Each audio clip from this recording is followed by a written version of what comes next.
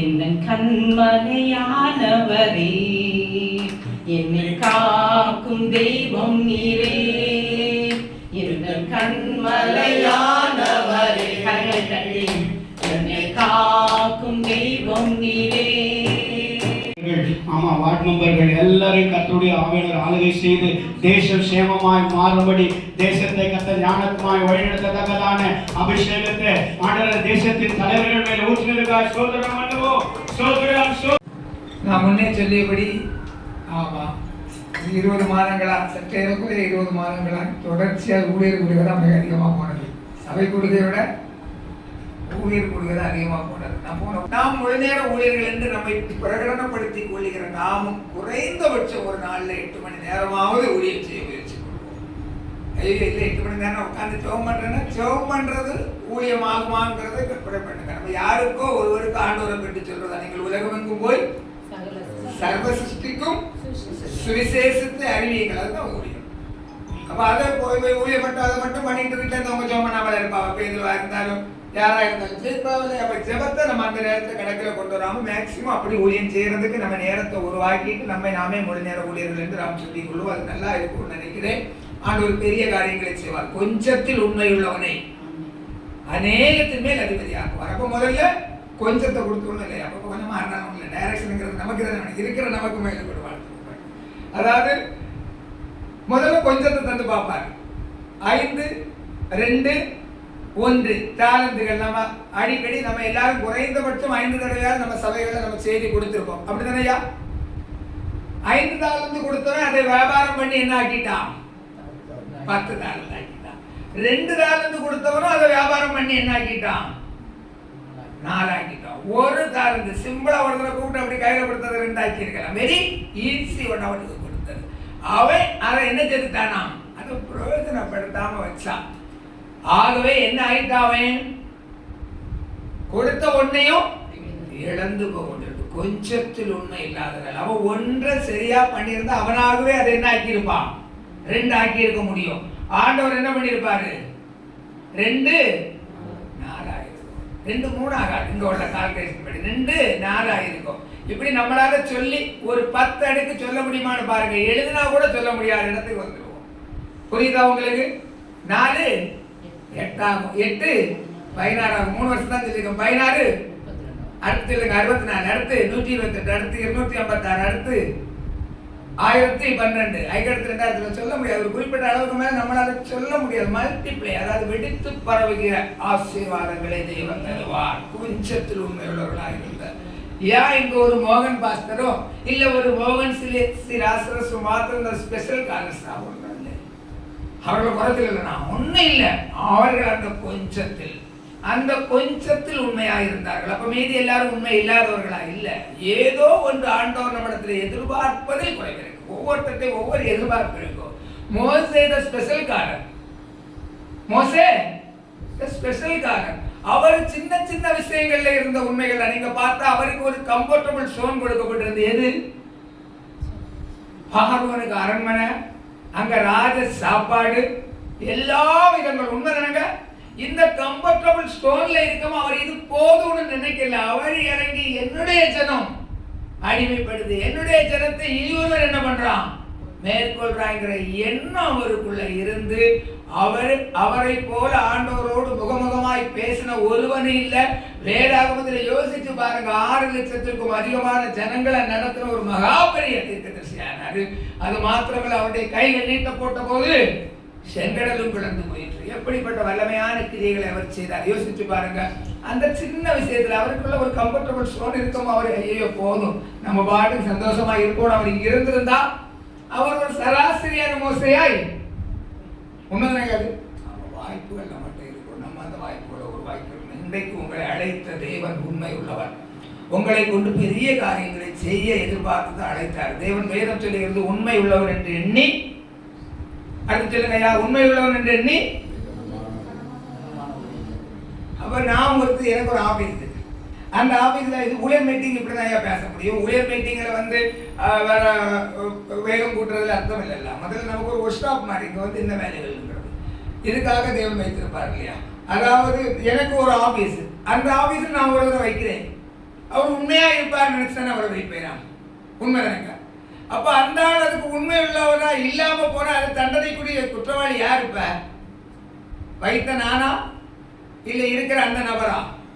யாரோ ஒரு எக்ஸார் போய் நான் வைத்திருக்கிற அந்த நபர். தேவன் நம்மளை உண்மை உள்ளவர்கள் என்று எண்ணி நம்மளை ஊழியத்துக்கு எடுத்தார். உண்மை உள்ளவனா நம்மகிட்ட கொடுத்த கொஞ்சம் ஆடுகளுக்கு நம்ம உத்தரவாதியா இருக்கணும். வேதம் சொல்லுது ஒரு மேய்ப்பனுக்கு ஆகப்பெரிய இலக்கணம் என்னன்னா, அவன் கையில 100 ஆடுகள் கொடுக்கப்பட்டிருக்கு. ஒரு மேய்ப்பன்கிட்ட 100 ஆடுகள் கொடுக்கப்பட்டாயிட்டு 99 ஆடுகள் மேய்ப்பனின் வசத்தில். ஒரே ஒரு ஆடு இப்ப காணல. போதும் 99 இருக்கிறவன் மேய்ப்பனா, காணாம போன ஒரு ஆடை தேடி போடுறவன் மேய்ப்பனா? நல்ல மேய்ப்பனா இருந்தா காணாம போன ஒரு ஆடை தேடி போகிறவன் மாத்திரம்தான் நல்ல மேய்ப்பன் என்று வேதம் அடையாளப்படுத்துகிறது. அது அவர் தாங்க, நாங்க அப்படி இல்லைங்கிறது இல்லை. காணாமல் போகிற சில சூழ்நிலைகள் அந்த ஆடுகளுடைய வாழ்க்கையில் அனுமதிக்கப்படும். இங்க ஆடுகள் ஓனாய் வந்தா உசாராயிரும். ஆட்டுத்தோலை போர்த்துல சில ஓநாய்கள் அந்த ஆடுகள் ஏமாந்து போயிடும். உண்மையா போய் அப்படி உள்ள சூழ்நிலைகள் அந்த ஆடுகளுக்காக இரவும் பகலும் காடு மலை என்று பாராமல் அமர்ந்து காத்திருந்து ஜெபித்து அவர்களை மீண்டுமாய் கொண்டு வர வேண்டிய ஒரு உன்னத கடமையா இருக்கு உங்களுக்கும் எனக்கும். அதுலேயே எஸ்பெஷலியா சபை நடத்துகிற மேய்ப்பர்களுக்கு வருத்தம் போயிட்டு அவன் போட்டு அவன் கேட்டில் மகன் கெட்டொழிந்தான் சொல்ல நமக்கு எந்த அதிகாரமும் இல்லை. தேவன் அழைத்த அத்தனை பேரையும் கொடுத்து அவருக்கு ஒரு திட்டம் உண்டு. எல்லாரும் வெளிகிறதுக்கான ஏதுவும் காரணமும் வரும். நாம் காத்திருக்கணும். அப்படிப்பட்ட கிரியைகளை செய்ய ஆடுவங்களை கொண்டு பலத்த காரியங்களை செய்வார். நான் சொல்றேன், இன்றைக்கு உண்மையாகவே இந்த நாள் திடீரென அவர் திட்டமிட்டது போல இதுவரை அப்படி அவர் அமைஞ்சு இந்த நாள் அநேக பாஸ்து தின்னது மாதிரி ஏதோ அவங்களுக்கு கையில் பலகீனம் ஆயிடுச்சு. அது மாத்திரமல்ல, வேற நிறைய தடைகளை சத்துரு கொண்டாங்க. நிறைய தடைகள். இன்னைக்கு ஒரு நாள் இல்லாம நான் மீட்டிங் கிளம்புறதுக்கு கடை முந்தின, அதாவது பிரஸ்டேஜ் படத்துக்கும் குளிக்கிறதுக்கும் போற முந்தின ஒரு நிமிஷம் வரை என் போனே கீழே வைக்க முடியாத அளவுக்குள்ள பிரச்சனைகளும் சூழ்நிலைகளும் எனக்கு உண்டாயிருக்கு. புரியுதா உங்களுக்கு? அதாவது நான் அங்கிருந்து மினிமம் 10:15 கிளம்பணும். அந்த கிளம்புறதுக்கு போய் குளிச்சு ரெடியாகி வந்து ஆயத்தமா எல்லாம் இறங்காம ஒரு ஜெபம் பண்றதை தவிர பண்ண முடியாத அளவுக்குள்ள சூழ்நிலைகள் தான் இந்த நாள்ல இருந்தது. எப்படி ஆயிரம் சத்துரு ஜெயிக்க முடியல. ஐயாக்கு விஷயத்திலேயும் சேர்ந்தா என் விஷயத்திலேயும் சேர்ந்தா நம்ம ஜெயித்து வந்து உங்க முன்ன நின்றுட்டோம். சத்துரு தோற்று போனான், சத்துரு வெட்கப்பட்டு போனான். ஸ்லோவா மெதுவா ஆரம்பித்தார். முன்பு இருக்கிற 45 நிமிடங்களில் வளர்த்த கிரியைகளை தேவன் செய்துதான் நம்மளை அனுப்புவார். எனக்கு அன்பானவர்களே, இயேசுநாதர் பற்றி நீங்கள் எல்லாருக்கும் தெரியும். உங்களுக்கு தெரியாத ஒண்ணும் இல்லை. இயேசுநாதர்களே பற்றியே வேறு ஒரு இடத்துல தெரிஞ்சுக்க அவராலே ஒண்ணும் செய்ய அற்புதங்கள் வேற ஒரு அற்புதம் 1-2 பேருக்கு தலையில கைய வச்சு சுகம் கொடுத்தாராம். சுகம் அவர் சொன்னா ஆயிரும். மார்க் 6ல் இருக்கு நினைக்கிற சம்பவம். 1-2 பேருக்கு தலையில கைய வச்சு சுகத்தை கொடுத்தாராம். வேற பெரிய அற்புதங்கள் ஒன்றும் செய்ய காரணம் என்ன?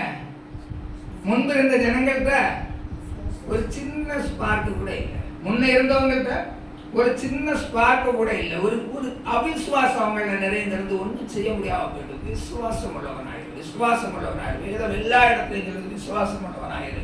விசுவாசம் எல்லாவற்றையும் சாதிக்கும். விசுவாசம் எல்லாவற்றையும் கொண்டு இந்த நாள் போகிறதுக்கு முன்ன ஆண்டவர் நீங்க கொண்டு வந்ததுக்கான காரணத்தை தந்துதான் அனுப்புவார். நீங்க விசுவாசிச்சா விசுவாசிக்கவனவனும் பெற்றுக்கொள்வான். விசுவாசித்தா இன்றைக்கு பெற்றுக்கொண்டுதான் திரும்ப போய் ஆண்டவர் பெரிய காரியங்களை செய்வார். இயேசுநாதர் இந்த உலகத்தில் வாழ்ந்த நாட்கள் எல்லாம் நன்மை செய்கிறவராய் சுற்றித்திருந்தார் வேதம் சொல்லுது.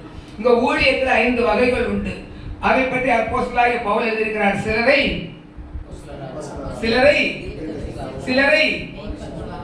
சிலரை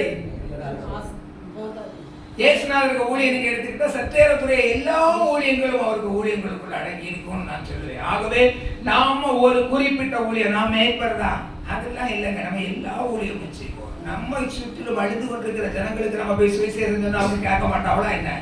இல்ல சுவிசேஷம் சொன்னா அவங்க ரட்சிக்கப்பட மாட்டாங்களா என்ன? கேட்கிறேன், படுவாங்களா இல்லையா? ஆகவே நாம் எல்லா ஊழியங்களையும் நோக்கி நடத்துவோம். ஆண்டவர் நம்ம அப்போஸ்தலரா வைக்கணும். அதுக்கு சில பயிற்சிகள் இருக்குல்ல. அப்போஸ்தலர் யார் நேரடி அப்போஸ்தலர் ஆகிடுவாங்களா? புரியுதாங்க? அப்போஸ்தலர் தான் நேரடி அப்போஸ்தலர் ஆக முடியுமாயா? அதாவது முதல் ஸ்டெப் என்னது? அப்போஸ்தலருக்கு முதல் ஸ்டெப் என்ன? ஒண்ணே சுவிசேஷகரா இருக்கணும், இல்லைன்னா மேய்ப்பரா இருக்கணும். உண்மைதானேங்க? புரியுதா? ஒரு ஆள் அப்போஸ்தலர் ஆகணும்னா அப்போஸ்தலர் தான் என்னது? அப்போஸ்தலர் என்னது முதல்ல? இல்ல 1000 அப்போஸ்தலர் ஊழியம்னா நம்ம எதை அப்போஸ்தலர் ஊழியம்னு சொல்லுவோம்? நிறைய சபைகளை உருவாக்குறவங்க, ஒரு டினாமினேஷனை உருவாக்குறவங்க, இல்ல நிறைய ஊழியக்காரர்களை உருவாக்குறவங்க, இவங்க எங்க இருந்து ஆரம்பிப்பாங்க? எடுத்த முதல் நாளே நிறைய ஊழியக்காரங்களை உருவாக்குவாங்களா? இல்ல நிறைய சபைகளை உருவாக்குவாங்களா? ஒரு ஸ்தாபனத்தை உருவாக்குவாங்களா? இல்லையே. அதாவது டிபிஎம் இன்னைக்கு இருக்கிறதுல ஆகப்பெரிய ஸ்தாபனம் எது? சும்மா நமக்குள்ள சொல்லுங்க, இருக்கிறதுல பெரிய ஸ்தாபனம், அதிக நம்பர்ல ஊழியர்களையும், மகளிருக்கு திருமணமாகாத பெண்களையும், திருமணமாகாத ஆண்களையும், அநேக விசுவாசிகள் கவுண்டரை வச்சிருக்கிற உலகத்துல நம்பர் 1 ஸ்தாபனம் எது? பெந்தியஸ்ட் மார்க்கத்துல. அதை உருவாக்குனவர் யாருன்னு உங்க எல்லாருக்கும் அவரை ஒருவேளை தெரியாவிட்டாலும் அவர் யாருன்னு தெரிஞ்சிருக்கும். அவர் யார்? அவர் திருமணமானவரா இல்லையா? ஆமா, இல்ல தெரியாட்டா தெரியாது, தெரியாதான்னு சொல்லி அவர் திருமணமானவரா இல்லையான்னு கேட்டேன். அவர் திருமணமானவர், அவர் திருமணமான ஒரு மனுஷனுக்கு அவரு ஆண்டவர் அவர்ல வச்சிருந்த விசேஷித்த தரிசனத்தை அவர் கண்டு கொண்டார். புரியுதா உங்களுக்கு? ஐயோ என்ன ஒரு மேய்ப்பு ஒரு சபையில மட்டும்தான் கொட்டடிக்க வச்சாருன்னு அவர் கொட்டடிச்சுட்டு இருக்கல. நம்ம அவர்கிட்ட இருந்த இந்த விதைங்கிறது பெருசுன்னு அவருக்கு தெரிஞ்சு. புரியுதா உங்களுக்கு? ஆகவே உங்களை கொண்டு மகிமை உள்ள காரியங்களை செய்ய தேவன் அழைத்தார். எவனாவது விளக்கை கொளுத்தி மரக்காலின் கீழ் வைப்பாரோ, வச்சா வெளிச்சம் கொடுக்காத இருக்கட்டும், வச்சா நான் வச்சாலும் நீங்க வச்சாலும் வச்சாலுங்க பைத்தியம். ஏன்னா விளக்கு எதுக்கு கொளுத்துறோம்? அது வெளிச்சம் கொடுக்கும்படி வெளியே வைக்கணும். நம்மளை விளக்கா நீங்கள் பூமிக்கு வெளிச்சமா இருக்கிறீர்கள். இருள் போகணும், நம்ம வெளியே வைக்கணும். நம்ம ஒரு ரூமுக்குள்ள இருந்து வெளிச்சத்தை கொளுத்தி இங்க வச்சுட்டு இருந்தா நம்ம போகிற இடம் எல்லாம் இருள் மாறும். நம்ம போகிற இடம் எல்லாம் இருள் மாறும். நம்மை சுற்றி தேவையுள்ள மக்கள் அநேகம் இருக்கிறார்கள் அங்க. அதாவது முழு நேர ஊழியர்கள் மீண்டும் மீண்டும் நம்மளை பிரகடனப்படுத்திக் கொள்ளுகிற நமக்கு உள்ள என்ன தகுதியில நான் என்ன முழு நேர ஊழியர் சொல்றேன். நான் ஒப்புக்கொள்றேன், ஐயா எனக்கு வாய்ப்பு இல்லை. என்ன நெருக்குகிற துரத்துகிற பினான்சியல் ப்ராப்ளங்கள், நெருக்கடிகள், ஓடணும் கிடைக்கிற நேரம் ஒரு மயக்கம் பிடிக்கிறதுக்கு ஒரு வாய்ப்பு இல்லை. முழு நேர ஊழியர்கள் எங்கேயோ மருத்துவமனையில் ஒரு மனுஷன் ஒரு இடத்துல ஈஸியா அக்செப்டன்ஸ் பண்ணுவான். எங்க வியாதி படுக்கையில் இருக்கும்போ யாரு வந்துட மாட்டா, யாரு கை தந்துட மாட்டா, யாரு ஒன்று தொட்டு செபிச்சிட மாட்டாங்க. 99% people யாரோ ஒருவர் அதுக்கு விதிவிலக்கா இருக்கலாம். விதிவிலக்கா இருக்க வாய்ப்பில்லை. அவனையும் மரணம் இருக்குதுன்னு தெரிஞ்சுட்டா அவனும் ரெடிதான். மரணம் கிட்ட வந்து தெரிஞ்சுட்டா அவனும் ரெடிதான். ஏன்னா இந்த உலகத்துல மரணத்தை மாத்திரம் யாரும் விரும்புகிறதே இல்லை. ஆனா எல்லாருக்கும் மரணம் உண்டு. மரணத்துக்கு தயாராக இருக்கிற ஒரு கூட்டமும் உண்டு, நம்மை போன்ற கூட்டங்கள். மீறி யாரும் அதுக்கு ரெடியா இருக்கிறதே இல்லை. இந்த நேரங்களில் இந்த மனிதர்கள் எத்தனை பேருக்கு எத்தனை வாய்ப்புகளை தவற விடுகிறோம். பின்ன எப்படிங்க நம்ம அப்போஸ்தலராகிறது? பின்ன எப்படிங்க நம்ம அழைப்பை நம்ம உறுதிப்படுத்திக் கொள்ளுது? பின்ன எப்படிங்க நம்ம அழைப்புல போறது? ஆண்டவர் நமக்கு ஒரு 30 இல்ல 50 இல்ல 100 பேரோட இந்த ஆத்மாக்களோட போதும்னு சொல்லி நம்ம அழைத்தார்னா திருப்திப்பட்ட அப்படியே உட்காருங்க, இதுல மகிமையான காரியங்களை செய்வார். இல்ல, தேவன் என்னை திரளான கோடிகளுக்கு முன்பாக நிற்க அழைத்தார் விசுவாசித்தார். ஆபிரகாம் ஒருவனாய் இருக்கும் போது அவனை அழைத்தார். ஆபிரகாம் ஒருவனாய் இருக்கும் போது அவனை அழைத்தார். அவன் ஒரு பிராமிஸ் பண்ணாரு. அந்த பிராமிஸ் செய்வார் அவன் நம்பினான், விசுவாசித்தார். அந்த பிராமிஸ் நிறைவேறுச்சு. ஆகவே நம்மை தனி ஒருவனாய் அழைத்தார். நாமும் அழைக்கப்பட்டவர்கள் தான். நம்ம அழைக்கும் போது நம்மளை கொண்டு திரளான கூட்டம் உன் வசமாய் திரும்புன்னு சொல்லி தான் தேவன் அழைத்தார். இந்த திரளான கூட்டம் நம்ம வசமாய் திரும்புறதுக்கு நம்ம கொஞ்சம் விட்டு கொடுக்கணும், நம்ம கொஞ்சம் இறங்கணும். நீங்க ஒண்ணுமே செய்யலன்னு நான் சொல்லல, இன்னும் வேகப்படுத்துங்க. எலியா எல்லாமே செய்து முடிச்சாச்சு. எலியா அந்த தேசத்துல அந்த ஆகாபுங்கிற ராஜாவுக்கு யாரு தேவன் முறையில காட்டி கொடுத்தாச்சு. தேவன் இல்லைன்னா அவன் தேசத்துல அவன் ஒட்டகத்துக்கு கூட புல்லு கிடைக்காதா, கிடைக்காம தானே போச்சு. ஒட்டகத்துக்கு புல்லு தேடி ராஜா இறங்கி போக வேண்டியிருந்தா. அவர் அரண்மனையில இருந்து கட்டளை கொடுத்த கமாண்டிங் ஆபீசர் எல்லாம் மாறிட்டு இப்ப அவர் எங்கேயாவது 4 உண்மைதானங்க படிச்சிருப்பீங்க. இன்னைக்கு படிக்காம நம்ம போதைகள் இல்லையே. ஒட்டகத்துக்கு புல்லு கிடைக்குமான்னு அவருக்கு கூட உபரியாக ஒருத்தரையும் கூட்டிட்டு எங்கேயாவது கொஞ்சம் புல்லாகப்படாதா, இருக்கிற கொஞ்சம் ஒட்டகத்தையாவது காப்பாற்றிக்கிடலாம். அவருக்கு மனம் சொல்லி இருக்கும். ஒரு கிழவன் சொல்லிட்டு போனான். அதே கிழவன் அந்த புல்லு தேட போகுமா அவர் முன்ன வந்து நிக்க வச்சாரு. திரும்ப அவர் வேண்டிக் கொண்டாய் மழை வரும்னு காண்பிக்கவும் வைத்தார். அப்படி எலியா அந்த ஜெபத்தை பற்றி யாக்கோபு சொல்றாரு. அது ஒரு சும்மா ஏதோ ஒரு மெஸ்மரிசம் இல்ல, அது ஒரு கருத்தான ஜெபம். அவன் யாரா? அந்த எலியா யாரா? எந்த பிரச்சனையும் இல்லாத ஒரு சாதாரண ஒரு சராசரியான மனிதன் தான் எழுதப்பட்டிருக்கு. எலியா என்பவன் நம்மை போல பாடுள்ள மனிதனாயிருந்தான். இந்த பாடுகள் நமக்கு உண்டுங்க. பாடுகள் நடுவில் தான் நம்ம ஜெபம் பண்ணணும். பிரச்சனைகள் நமக்கு உண்டு. உங்களை ஒன்றும் ஃப்ரீடம் ஆண்டவர் விட்டுருக்க மாட்டார். நான் முதல்ல சொன்னோம் இல்லையா, உபத்திரவத்தின் குகையிலே பள்ளத்தாக்க உருவா நடக்க வைப்பார். ஒண்ணுல மாறினா அடுத்தது வரும். உங்க உள்ள இருந்து, உங்க கூட இருந்து, நீங்க யார லோத்துன்னு நினைச்சு உங்க கூட வச்சிருந்தீங்களோ, உங்க கூட வந்த லோத்துகள் எல்லாருக்கும் கொடுக்கப்படுவார்கள். ஆண்டவர் அழைக்கப்படும் போதே சில லோத்துகளையும் கூடவே அனுப்பிடுவார் இலவசமா. இல்லைன்னா எப்படிங்க தெரியும் உங்களுக்கு? இல்லைன்னா எப்படிங்க முடியும்? நீங்க ஆபிரகாமா இருந்தா நீங்க லோத்த காப்பாற்றுவீங்க. முழுவதுமாய் பாதியாங்கிறத வேதத்தின் வெளிச்சத்தில் நீங்க புரிந்து கொள்ளுங்க. நீங்க ஆபிரகாமா இருந்தா நீங்க லோத்த காப்பாற்றுவீங்க. மேபி நீங்க லோத்தா நீங்க போயிட்டீங்கன்னா அந்த ஆபிரகாம் உங்களை காப்பாற்றுவார். நம்ம ஆபிரகாமா லோத்தாங்கிறது நம்ம கையில இருக்குது. புரியலையா? நம்ம பவர்ல இருக்கு, நம்ம விசுவாசத்துல இருக்கு. அழைத்தது உண்மை. எனக்கு அன்பான தேவனுடைய ஊழியக்காரர்கள், மகிமையுள்ள காரியங்களை தேவன் செய்ய அழைத்திருக்கிறார். மகத்துவம் உள்ள காரியங்களை செய்யப்படுகிறார். ஒவ்வொரு ஸ்டெப்பா முன்னவைப்போம். என் தேவனை ஒரு உலக அரசாங்கம் தன்னுடைய ஊழியர்களுக்கு இத்தனை அதிக கட்டுப்பாடுகளை விதித்து, இத்தனை அதிக நேரம் நீ ஊழியர் வேலை செய்துதான் ஆகணும்னு சொன்னா, இல்லை எள்ளு போல தவறுனா அவனுக்கு ஒரு நோட்டீஸ் கொடுக்குதா இல்லையா? அவனை ஒரு சஸ்பெண்ட் பண்ணி, அதுக்கு மேல வந்தா சார்ஜ் போட்டு, அதுக்கு மேல வந்தா டிஸ்மிஸ் பண்ணி, உண்மைதானேங்க? என்னென்ன ஸ்டெப்ஸ் எல்லாம் எடுத்து வருது. அப்ப பரலோகம் ஒரு ராஜ்யம் அல்லவா? பரலோகம் ஒரு ராஜ்யமா வேற எதுவா? உம்முடைய சித்தம், உம்முடைய ராஜ்யம். அவருடைய ராஜ்யம் எப்ப வரும்? எப்பங்க வரும்? வேதம் என்ன சொல்லிருக்கு? வேதத்தின் வெளிச்சத்தில் அவருடைய ராஜ்யம் எப்ப வரும்? இந்த ராஜ்யத்தின் சுவிசேஷம் எங்கும் அப்பொழுது ராஜ்யத்தின் சுவிசேஷம் எல்லாருக்கும் அறிவிக்கப்படணும். அப்பொழுது அவருடைய ராஜ்யம் வரும். இதுதான் அந்த பரமண்டல ஜெபத்துக்கு உங்களுடைய ராஜ்யம் வருவதாக என்ற அர்த்தம். உங்களுடைய ராஜ்யம் வருவதாக நான் ஒரு 30 பேரை மாத்திரம் என் முன்ன வச்சுட்டு சொல்லிட்டு இருந்தா அவருடைய ராஜ்யம் வராம தடை பண்றது நான் தான். வேற யாரு? அவருடைய ராஜ்யம் வரணும். இன்னும் 2 பேருக்கு நான் சொல்லணும். ஏன்னா சுவிசேஷம் எல்லாரும் அறிவிக்கப்படும் போது அவருடைய ராஜ்யம் வரும். ஆகவே இந்த சுவிசேஷம் அறிவிக்கப்பட்ட அவருடைய ராஜ்யம் வருவதற்கு நாம் காரணமாகும். நம்ம எல்லாரை கொண்டும் மகிமை உள்ள ஊழியர்களை, ஒன்றல்ல ரெண்டல்ல, 1க்கு மேற்பட்ட 100க்கு மேற்பட்ட ஊழியர்களை உருவாக்கவே தேவன் அழைத்தார். விசுவாசிக்கிறவர் பெற்றுக் கொள்வார். வேதம் சொல்லுகிறது தேவனாலே. இதுல ஒண்ணு நமக்கு டவுட் இல்லை. நம்ம எல்லா வாரமும் பிரசங்கம் பண்றது தேவனாலே எல்லாம் கூடும். அதே வேதம் வேறொன்றை சொல்லுகிறது, விசுவாசிக்கிறவனுக்கு தேவன் ஒன்ஸ் சொல்லிட்டாரு, ஒன்ஸ் கூப்பிட்டாரு, ஒருவரை கூப்பிட்ட நம்மளை மகிமைப்படுத்ததான் அழைத்தாரு. நம்மை கொண்டு மகிமையான காரியங்களை செய்வார். நம்மை கொண்டு ஒன்றே ஒரு சுவிசேஷத்துல தலை சிறந்த சுவிசேஷங்களை உங்க மனசுல கற்பனை பண்ணிருக்காங்க. யாரும் சொல்லல. இல்ல தலை சிறந்த ஊழியர்களை, சபை நிரம்பி வழிகிற ஆத்துமாக்களை, ஐயா சொன்ன ஐக்கியம் தொடங்க நிறைய பேர் என்ன பண்ணாங்க?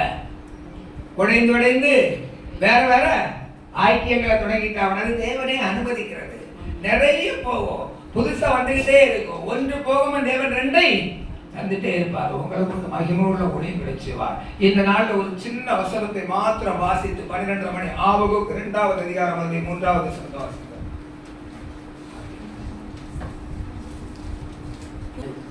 குறித்த காலத்துக்கு தரிசனம் இன்னும் வைக்கப்பட்டிருக்கிறது. முடிவிலே அது விளங்கும். அது பொய் சொல்லாது. அது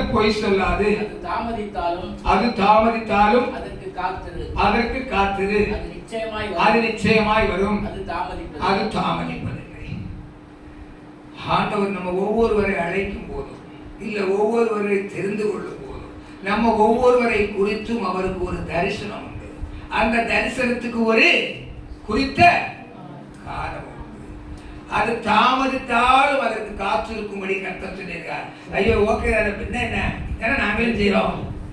எப்படிமா என் கூட ஒத்துழைப்புதாங்க இந்த 1/2 மணி நேரம், அதாவது அதான நம்ம செய்யறோம். தரிசனம் வரும், காத்திருக்கிறோம். அவ்வளவுதையா? தரிசனம் வரும், காத்திருக்கிறோம். எப்படி? மணவாளன் வருவதற்காக 2 கூட்டம் காத்திருந்தாங்க. 2 வெரைட்டி பீப்புள் காத்திருந்தாங்க. இல்ல 2 தன்மையுடைய மக்கள் காத்திருந்தாங்க. ஒருத்தங்க என்ன பண்ணாங்க? என்னையும், இனி ஒருத்தங்க என்ன வச்சிருந்தாங்க? எது இருந்து எது இல்ல, எண்ணெயில தீவட்டி. 2 பேரும் காத்திருந்தாங்க. குறித்த காலத்துக்கு தரிசனம் இன்னும் வைக்கப்பட்டிருக்கிறது. முடிவிலே அது விளங்கும். அது தாமதித்தாலும் அதற்கு காத்திரு. எப்படி காத்திருக்கிறோம்? அவ விசுவாசிகளுக்குரியது, நம்ம ஊழியர்கள். நம்ம காத்திருக்கிறோம். ஆண்டவர் நம்மை குறித்து விலையேறப்பட்ட தரிசனம் வைத்திருக்கிறார். எப்படி காத்திருந்தா வரும்? கொஞ்சத்தில் உண்மையுள்ளவராக இருந்தா அநேகத்துக்கு அதிபதியாகுவார். நம்ம கிட்ட கொடுத்த 2 ஆடுகளுக்குள்ள எல்லாவற்றையும் பெர்ஃபெக்டா செய்து எல்லாவற்றையும் மிக மிக நேர்த்தியாய் நாம் செய்து வந்தார். எனக்கு அன்பான தேவனுடைய பிள்ளைகளை, தேவன் நம்ம தலை சிறந்த ஊழியர்களாய், உலகம் நம்மளை திரும்பி பார்க்கிறவர்களாய் தான் நம்ம அழைத்தார். நான் மீண்டும் மீண்டும் சொல்றேன், 1, 2, 4, 8, 16 இது இந்த வருஷம் போய்கிட்டே இருக்கும். நம்ம சரியானவர்களாய் இருந்தா இந்த தரிசனம் ஒவ்வொருவரை தேவன் தெரிந்து கொள்ள போதும் அந்த தரிசனம் இருந்தது. எலியாவுக்கு தேவன் சொல்றாரு, என்ன சொன்னாரு? நீ போ, இப்ப என்ன பண்ண போற? நீ பண்ண வேண்டிய பிரயாணம் வெகு தூரம். எலியா நடக்கிறாரு. எங்க இருந்து நடக்க ஆரம்பிக்கிறாரு? எலியாவுக்கு சோர்வு எங்க இருந்து தொடங்கிச்சு? சோர்வின் முடிந்து பயணம் எங்க இருந்து தொடங்கிச்சு? ஒரு சூறை செடியில் நிழலில் இருந்து எழும்பி எலியா புறப்படுறாரு. எங்க இருந்து புறப்பட்டாரு? ஒரு சூறை செடியின் நிழல்ல. அதுக்கு முன்ன எலியா சாதிச்சதெல்லாம் உங்க எல்லாருக்கும் தெரியும். எல்லாரும் கேள்விப்பட்டவர்களே, வானத்திலிருந்து அக்கினி இறக்கிற எலியா. எப்படி சேலஞ்ச் பண்ணி வானத்திலிருந்து அக்கினி இறக்கிற எலியா இங்க ஒரு சின்ன சூறை செடிக்குள்ள போய் சுருண்டு படுத்துக்கிறாங்க. இப்ப அவர் அந்த சகோதரி ஜெபத்துல சொன்னது மாதிரி சாப்பிட்டு அந்த போஜனத்தின் பலத்தினால் இரவும் பகலும் 40 நாள் நடந்தாங்க. எங்க வரைக்கும்? தேவ பர்வதம் வரைக்கும். இந்த ஓரேபை பற்றி இதுக்கு முன்ன பைபிள்ல ஒரு இடத்துல சொல்லப்பட்டிருக்கு. நீங்க அனைவரும் வாசித்திருப்பீங்க. மோசே அவருடைய மாமனாகிய எத்ரோவின் ஆடுகளை வைத்து தேவ பர்வதமாகிய ஓரேப் மட்டும் வந்தான். எங்க வந்தானா? தேவ பர்வதமாகிய. அவன் ஓரேப்புக்கு போறதுக்கு பிளான் பண்ணல. மோசேக்கு அப்படி ஒரு திட்டம் இல்ல. மோசே ஆடு மேய்ச்சிட்டு இருந்தான். யாருக்கு ஆடு? எத்ரோவுக்கு ஆடு. எத்ரோ யாரு? அவைய மாமாக்கு ஆடை மேய்ச்சிட்டு இருந்தான். இவன் ஆடை மேய்ச்சி தேவ பர்வதமாகிய ஓரேபுக்கு பின்புறம் வந்தான் நினைக்கிறேன். எடுக்க பார்ப்போம்.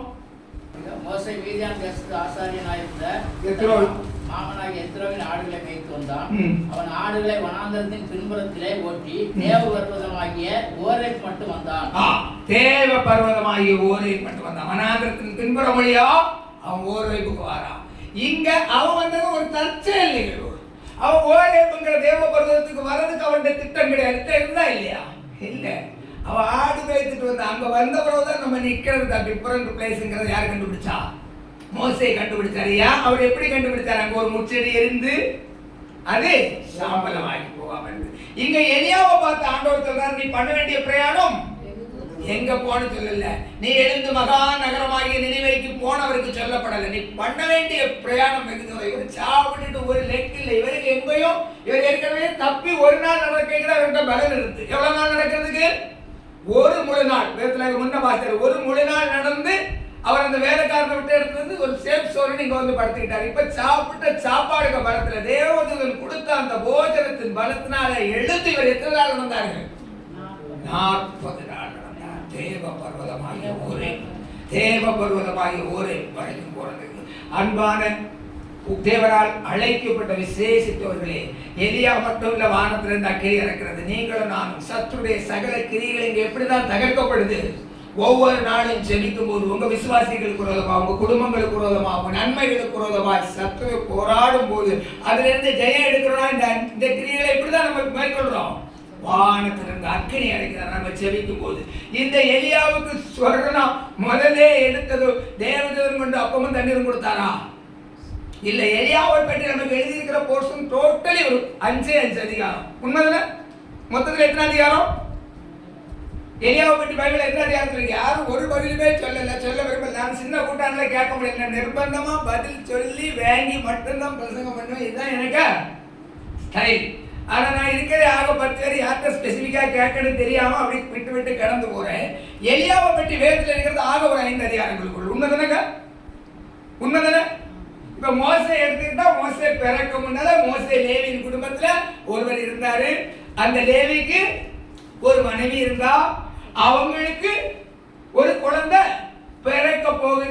பிறக்குதுங்கிறது சொல்லி ஆரம்பிச்சிருக்கும். மேக்சிமம் பைபிள்ல டாப்பஸ்ட் பீப்புள் எல்லாருக்கும் அவங்க தாய் தந்தை அட்டவணைகள் மோசேக்கு தகப்பனுடைய பேர் ஒருவேளை அங்க சொல்லப்படாம போனா கூட மோசே அந்த எகிப்தை கடந்து வந்ததும் அவர் ஒரு பிரேயர் பண்ணுவாரு. அவங்க மாமாவுக்கு முன்னே இருந்து, என் பிதாவின் தேவனே எங்களை விடுவித்தீரேன்னு. அப்போ அவங்க அப்பா எவ்வளவு பக்தியா இருந்திருக்காருங்கிறத நம்ம அதில் புரிஞ்சுக்கணும். அவர் சொல்றாரு, என் பிதாவின் தேவனாகிய கர்த்தாவை எங்களை தெய்வத்தின் கை விடுவித்தேன். அப்படி அவரு சொல்லி அங்க ஜெபம் பண்ணுவாரு. இங்க எலியாவை எடுத்துக்கிட்டா வேதத்துல நீங்க பார்த்திருப்பீங்க. எலியாவை பற்றி சொல்ல போனா சடனா வரும். எப்படி? கீலேயாத்தின் குடிகளிலே திஸ்பியனாகிய எலியா ஆகாபை நோக்கி, என் வாக்கின்படியே அன்றி இந்த நாட்களில் பனியும் மழையும் பெய்யாது. இது துவக்கம் எப்படி வருது? எடுத்தது முதல்ல எலியாவை பரிசுத்தாக இருந்த வேத வாக்கியங்கள்லாம் யாரால் எழுதப்பட்டிருக்குது? தேவ ஆவியால் எழுதப்பட்டிருக்கு. தேவ ஆவியானவர் இல்லைன்னா இங்க ஒன்று நம்ம பைபிள் ஒண்ணுமே நம்ம வாசிக்க முடியாது. இல்லைன்னா ஆதியாகமம் முதற்கொண்டு உபாகமம் வரைக்கும் மோசே எழுதியிருக்கலாம், யோசுவா எழுதியிருக்கலாம், கடைசி வெளிப்படுத்தல் விதத்தை யார் எழுதியிருக்கலாம்? நம்முடைய யோவான் எழுதியிருக்கலாம், ஆண்டோடைய மார்பு சாய்ந்தது. ஆனா இது அவ்வளவு யாரு தான் இதை இயக்குனர்? ஒரு இயக்குனர் ஒருத்தர் பார்த்தேன். ஒரு அந்த இயக்குனர் யாருன்னு பைபிள் நமக்கு சொல்லி இருக்கிறது? தேவ ஆவியானவர். தேவ ஆவியானவர் எலியாவுக்கு ரோலை நம்மகிட்ட எப்படி எடுத்துட்டு வராரு? அவர்களால வாழ்றீங்களா, அவர்கள் உங்களால வாழ்கிறார்களா என்கிறது தெரியாது. இப்ப அங்க யாரால பிழைத்தது? அந்த யோசிச்சு பாருங்க. அந்த எலியாவுக்கு சம்பவத்துல எலியாவால விதவை வாழ்ந்தாரா, விதவையால எலியா வாழ்ந்தாரா? சும்மா இல்ல, ஒரு யோசிக்கலாம். ஒரே ஒரு அடை அதை கொடுத்தது நிமித்தம் அந்த குடும்பம் பஞ்சகாலம் முழுமைக்கும் போஷிப்பிக்கப்பட்டது. சபையில வந்து அவர்கள் செய்கிற ஒரு சின்ன ஜெபம், ஒரு சின்ன காணிக்கை அந்த குடும்பத்தை தாக்கி இருக்கும். சூழ்நிலைகளால அந்த குடும்பமும் உங்களுக்கு எதிராக வாரது மாதிரி ஒரு சூழ்நிலைகள் இருக்கலாம். அந்த குடும்பம் ஏன்பா ஒன்னு இல்லைனாலும் நாங்க இருந்திருப்போம் சொல்றது மாதிரி ஒரு சூழல வரலாம். உங்களை அழைத்த தேவன் உண்மை உள்ளவர். கண்மலை மீது கால்கள் நிறுத்தினீ, உன்னதங்களில் உட்கார செய்தீ. கண்மலை மீது கால்கள் நிறுத்தினீ, உன்னதங்களில் உட்கார செய்தீ. பாட்டு ஒன்று வெளியிட்டிருக்கோம். சென்னையில் கூப்பிட்டாங்க, என்னால் போக முடியல. அதுக்கு பிறகு அப்படியே இவர்கிட்ட பேசுறது கொண்டதுட்டு தான் இருந்தது. ஆனால் அதுக்கு பிறகு இடையில எனக்கு நினைப்பேன் இந்த மாதிரி கூட்டத்துக்கு ஒரு கூப்பிடலாம் அப்படின்ட்டு. ஆனால் அது காலங்கள் அப்படியே கடந்து வந்து அது இந்த முறை அவரை ஆண்டவர் அழைக்கிறதுக்கு ஒரு ஏற்பாடு கொடுத்தாரு. ஒரு நல்ல செய்தி கொடுத்தாரு ஆண்டவர். ஏன்னா அந்த செய்தி வந்து கர்த்தர் தான் அனுப்புகிறார் ஒவ்வொரு மனுஷனும். சின்னவனாகவும் சிறியவன் பலத்த ஜாதியுமாவான். கர்த்தராகிய நான் ஏற்ற வேளையில் தீவிரமாய் நடப்பிப்பேன் என்று இந்த குறித்த காலத்துக்கு வைக்கப்பட்டிருக்கிற தரிசனத்தை போல கர்த்தருடைய ஏற்ற வேளையில் செய்து நிறைவேற்றுகிறார். இந்த நாளிலே இங்கு வந்த கர்த்தாவே உமக்கு ஊழியம் செய்கிறார். ஒவ்வொருவரும் பிதாவினால் கனம் பண்ணப்பட்டவர்களையா வேதம் சொல்லி இருக்கிறது. ஒருவன் எனக்கு ஊழியம் செய்தால் என் பிதாவானவர் அவரை கனம்